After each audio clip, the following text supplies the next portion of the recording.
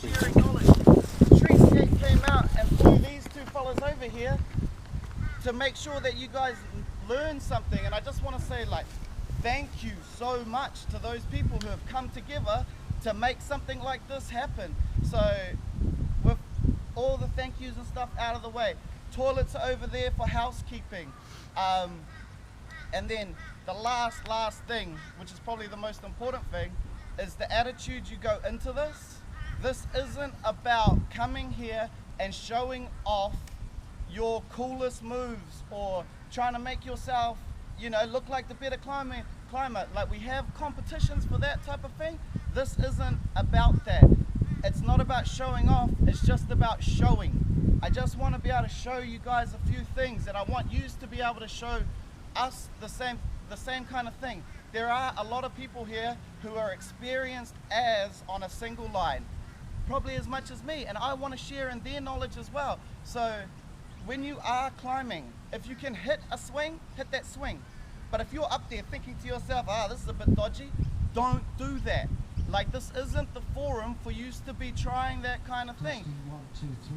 So without further ado, I am not going to do a big gear check, but as you climb, we will be looking over the stuff that you have. If you have big frayed edges on your ropes, just come to me, I'll take them up. It's not a big issue. If we do see something that I'm like, oh damn, you can't climb on that, and I'm pretty reasonable, I will bring that up with you. But as a whole, I'm not just going to go through and check every piece of your gear, because I believe that if you're here, you're the type of person who takes care of that stuff. That's why you are here. So it's not going to be hard out like that or anything. And just to start off, we're just going to kick off with a few different anchoring systems, lowerable systems. We'll just talk about the different ways and setups that you'll use, because what I have noticed is with a lot of the younger guys who are buying this gear is that they don't select the right system for what they're doing. So one of my biggest regrets about this is that we can't do a removal. SRT for me changed removals. Hey, would you guys agree with this? Forever. Yep. So I just want to show and go through the different kinds of systems and where you will apply them. And then as soon as we've done this, we'll kind of make it as quick as we can. We'll get into some practical learning. Everyone will get up in trees, whoever wants to. Who doesn't, we'll just do this. I'll just coordinate or speak with all of you, make sure that you have a good understanding. For those who can't climb, I can show you how the devices work on the ground, all this kind of thing. But we'll kick off with some systems.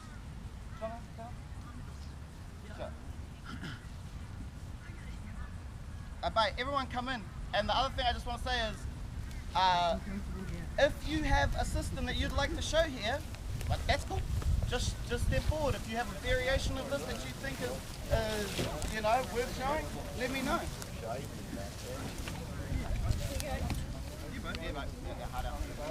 Well, I've heard on the roads. You did.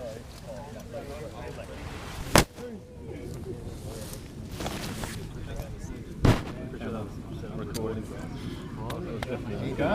a flash. Yeah, better Bryce, just chuck it away. Cheers for the sponsorship. Thanks for your management.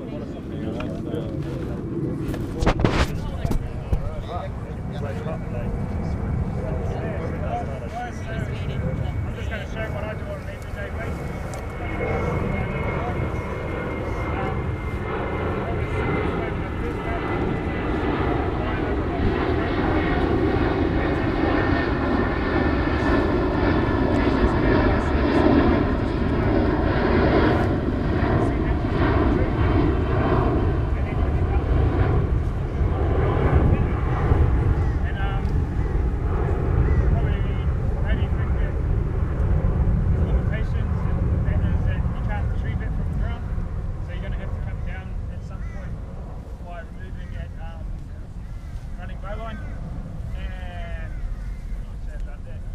Really good at removals. Normally you end up at the top of the tree and taking your head out and then obviously take it down like that. So yeah, for me, that is, some people they don't like the rope on rope up there, and that's totally understandable. Like, one thing I want you to all to know is this is how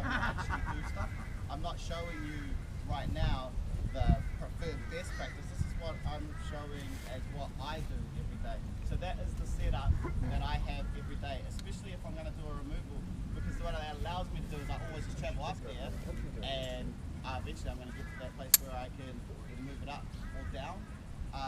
Also in a removal, because it's cinched off like that, very often you'll cut yourself to a pole with it cinched around the pole, and you never undo your knot. You just kind of widen it, slip it down a bit, and cinch back up, so you don't kind of expose yourself to those points where you're like 1 point of attachment. You can usually keep that flip line on and that on and just go down. And you can also kind of leave a bit longer of a tail. So if you do kind of just descend on that cinched off, you can then put your flip line on, pull your tail, and the whole thing kind of comes down. Yeah, another beauty of what Dave's talking about when you're on the pole using that system is that you've always got a line to sit on. You can do that with CRT as well by installing like a receiver around that pole, but that's quite gear intensive. If you've just got a single line sitting on the pole and you move it down each line, no matter what you do, you've always got it there to get down out of the tree. What's happening? Check So if somebody is pushing you, you're on it. Yeah, it makes life easy when you're about to do something and you think, alright, before you snatch your head or your top just do that, you've got to think to yourself just about every time, like what happens if this goes wrong? How do I get myself out of the tree? And that's what Zane was talking about there as an ideal method. And that once you start getting used to that, it does make you feel that more comfortable with doing, those kinds of removals. To have that thing